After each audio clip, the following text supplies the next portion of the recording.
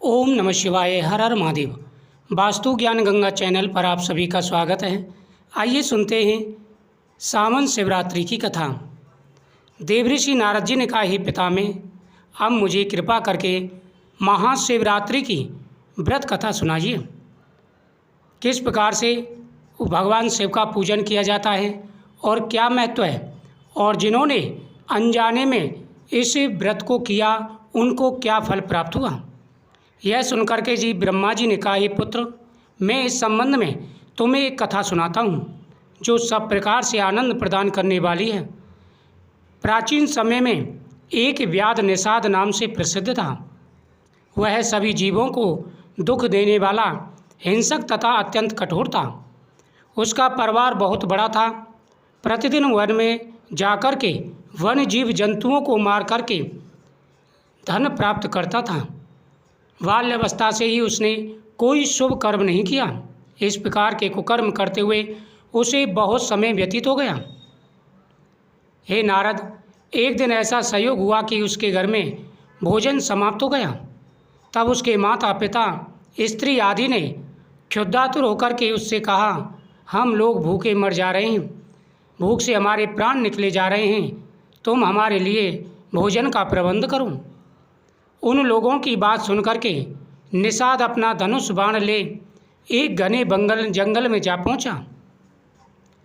जिस दिन यह घटना हुई थी वह शिवरात्रि का दिन था, परंतु निषाद इस बारे में कुछ नहीं जानता था। उस दिन संध्या तक वन में फिरने पर भी भाग्यवश निषाद को कोई जीव जंतु ने दिखाई नहीं दिया। जब रात्रि का समय आया तब यह निषाद अपने मन में अत्यंत व्याकुल होकर के यह विचारने लगा कि मुझे यहाँ कोई शिकार तो मिला नहीं, तब घर जाकर के क्या करूँगा। यह सोच कर के एक नदी के तट पर जा पहुँचा। इस प्रकार निश्चय करके निषाद नदी के तट पर जो एक बेल का वृक्ष था उसके ऊपर छिप करके बैठ गया और टकटकी लगा करके यह देखने लगा, यदि कोई जीव जंतु नदी के तट पर पानी पीने आएगा तो मैं उसका संहार कर डालूँगा। जब रात्रि का प्रथम पहर समाप्त होने को हुआ उस समय वहाँ एक प्यासी हिरणी उछलती कूदती आ पहुँची। उसे देखते ही निषाद ने अपने धनुष पर बाण चढ़ाया, जिसका प्रभाव यह हुआ कि उस धनुष बाण के आघात से बिल वृक्ष के यानी बेल के जो पत्ते थे, बिल वृक्ष के कुछ पत्ते तथा निषाद के पास रखा हुआ शुद्ध पीने का जल वृक्ष के नीचे स्थापित शिवलिंग पर जा पड़ा। निषाद को इसके बारे में कुछ भी पता नहीं था। जिस पेड़ पर वह बैठा था उसके नीचे एक प्राचीन समय का शिवलिंग था। जैसे उसने हिरणी को मारने के लिए धनुष उठाया, कुछ पत्ते और जल शिवलिंग पर जा गिरा। इससे उसकी पहले पैर की पूजा स्वयं हो गई। उस अनजान अवस्था में शिव पूजन हो जाने के प्रभाव से निषाद के अनेक पाप नष्ट हो गए। उधर हिरणी ने जब निषाद को बेल के वृक्ष के ऊपर बैठे हुए तथा धनुष ताने हुए देखा, उसे संबोधित करते हुए पूछा, हे निषाद, तुम अपना धनुष क्यों ताना है? तुमने अपना धनुष मेरी तरफ क्यों ताना है? निषाद ने उत्तर दिया, हे हिरणी, मेरे परिवार के सभी लोग दिन भर भूखे हैं। मैंने यह विचार किया, तुम्हें मार कर के मैं अपने परिवार की भूख शांत करूंगा। यह सुनकर के हिरणी ने चिंतित होकर के अपने मन में यह विचार किया, मुझे किसी भी प्रकार अपने घर जाना है और बच्चों से मिलकर के आना है। उसने निषाद को संबोधित करते हुए कहा, हे निषाद, मेरे धन्य धान्य हैं, मेरे बड़े भाग्य हैं जो मेरा शरीर तुम्हारे परिवार के भूख मिटाने के काम आएगा। इसमें कोई संदेह नहीं है कि परोपकार के समान कोई फल नहीं है। हिरणी की बात सुनकर के निषाद ने कहा, तुम क्या कहना चाहती हो? हिरणी बोली, है निषाद, मेरे घर पर छोटे छोटे अनेक बच्चे हैं। मैं यह चाहती हूँ कि उन सबको अपनी बहन को सौंपाऊँ। इतना करके मैं तुम्हारे पास लौट आऊँगी, तब तुम मुझे मार करके अपना प्रयोजन सिद्ध करना। संसार में सत्य के समान और कोई वस्तु नहीं है। यह पृथ्वी तथा आकाश भी सत्य के बल पर ठहरे हुए हैं।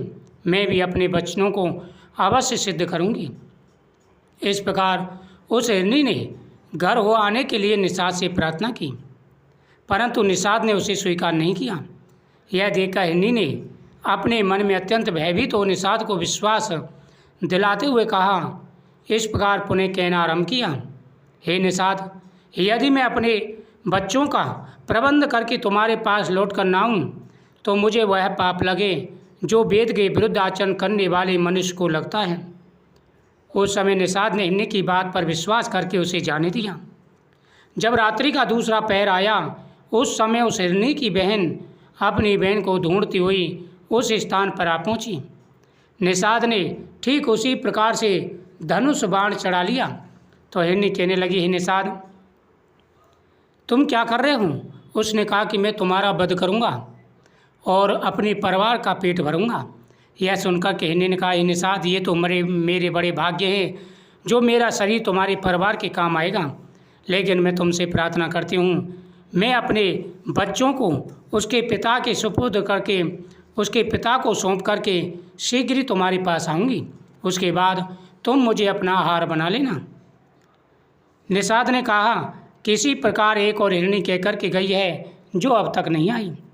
हिरनी बोली, यदि मैं अपनी प्रतिज्ञा से फिरूं, अपनी प्रतिज्ञा भंग करूं तो मुझे वही पाप लगे जो अपनी स्त्री को छोड़कर पराई स्त्री के साथ भोग करने पर लगता है। निषाद ने उसे भी जाने दिया। उधर जब हिरनी देर तक लौट कर नहीं आई, रात्रि का तीसरा पहर समाप्त हुआ, तब हिरण भी उन्हें ढूंढते हुए चिंतातुर हो और प्यास से व्याकुल होकर के उसी नदी पर आ पहुंचा। निषाद ने धनुष बाण ताना, उसके बाण से कुछ पत्ते शिवलिंग पर गिर गए और कुछ जल भी गिर गया। इससे उसके 3 पैर की पूजा हो गई और उसके आधे से ज़्यादा पापों का नाश हो गया।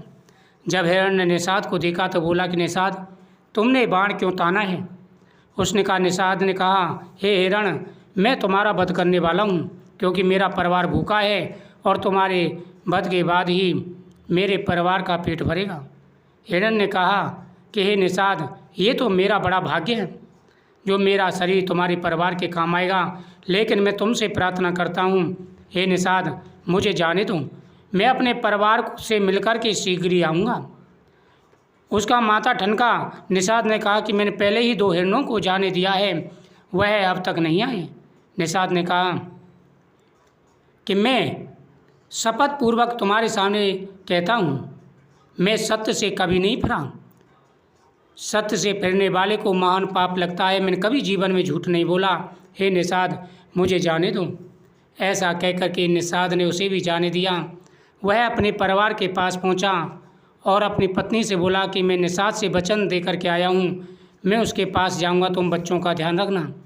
हिरनी बोली, स्वामी, हम आपसे पहले निषाद को वचन देकर के आए हैं, हम वहाँ पर जाएंगे, तुम बच्चों का ध्यान रखना, क्योंकि बिना पति की स्त्री का कोई भी आदर सत्कार नहीं होता। विधवा का जीवन सबसे कठिन है। हिरण ने कहा कि पति के होते हुए पत्नी को जाना नहीं चाहिए। इस प्रकार वह आपस में बहस करने लगे तो बच्चे भी कहने लगे, हम भी तुम्हारे साथ चलेंगे। जब कोई निष्कर्ष नहीं निकला तो सभी एकत्र होकर के निषाद के सामने आए। निषाद ने उनको देखा, बड़ा प्रसन्न हुआ और धनुष बाण लेकर के जैसे उनको मारने के लिए तैयार हुआ, उसी समय उसके हाथ से कुछ पत्ते शिवलिंग पर गिरे, कुछ पानी गिरा और उसके सारे पाप नष्ट हो गए। उसकी बुद्धि पवित्र हो गई। वह विचारने लगा, देखो मैं कितना पापी हूँ, दुराचारी हूँ। एक पशु होकर के भी हिरण अपने वचनों से नहीं फिरे और मैंने जीवन भर पाप ही पाप किया है। उसने हाथ जोड़ कर के हिरणों से कहा, हे महान पुण्यात्माओं, तुमने अपना वचन निभाया, लेकिन मैं तुम्हें वचन से मुक्त करता हूँ, क्योंकि उसको बुद्धि आ गई थी। निषाद का शरीर पवित्र हो चुका था, उसकी बुद्धि पवित्र हो चुकी थी। जब यह बातें हिरण ने सुनी तो वह सभी आपस में विचार करने लगे, नहीं, हमने तो आपको वचन दिया है, आप अपना कार्य सिद्ध करें। उसने कहा, मैं तुम्हें अपने वचन से मुक्त करता हूँ, तुम जाइए। ऐसा कहते ही भगवान शिव निषाद के ऊपर बड़े प्रसन्न हुए। उसी समय भगवान शिव प्रकट हुए और निषाद से बोले कि हे निषाद, तूने अपने कर्मों से मुझे प्रसन्न कर दिया, तेरे सारे पाप नष्ट हो गए, अब तू वरदान मांग। उसने कहा, स्वामी, जब आपके दर्शन हो गए तो अब मैं वरदान मांग कर के क्या करूँगा। निषाद उनके चरणों पर गिर पड़ा, हाथ जोड़ कर के बोला, हे प्रभु, मैंने आपके दर्शन करके ही सब कुछ पा लिया। तब भगवान भूतनाथ ने अत्यंत प्रसन्न होकर के उसका नाम स्कंद रखा और स्वयं अनेक वर देते हुए कहा, हे निषाद, तुम्हारे सभी मनोरथ पूर्ण होंगे। तुम श्रृंगवेरपुर को अपनी राजधानी बनाकर वहाँ सुखपूर्वक राज्य करो। तुम्हारे अनेक संतानें होंगी तथा सभी देवता तुम्हारी प्रशंसा करेंगे। हमारे भक्त रामचंद्र जी तुम्हारे घर आएंगे और तुम्हें अपना सेवक बना करके तुम्हारी पूजा को स्वीकार करेंगे। इस प्रकार भगवान अनेकों वरदान देकर के अंतर ध्यान हो गए और व्याध भी भगवान शिव की पूजा करने लगा। शिवरात्रि के व्रत की ऐसी महान महिमा है कि उस व्याध ने अनजाने में ही शिवरात्रि का व्रत करके मुक्ति प्राप्त कर ली। सभी वेद तथा पुराणों ने शिवरात्रि व्रत को सभी का स्वामी कहा गया है। व्याधेश्वर शिवलिंग का यह चरित्र भी संपूर्ण मनोकामनाओं को पूरा करने वाला है। जो लोग इस चरित्र को पढ़ते सुनते तथा दूसरों को सुनाते हैं वे दोनों लोकों में आनंद प्राप्त करते हैं। ओम तत्पुरुषाय विद्महे महादेवाय धीमहि तन्नो रुद्र प्रचोदयात् आदि मंत्रों का जाप करते हुए भगवान शिव का पूजन करें। आपकी प्रत्येक मनोकामना पूरी होगी, हर प्रकार के मनोरथ पूरे होंगे।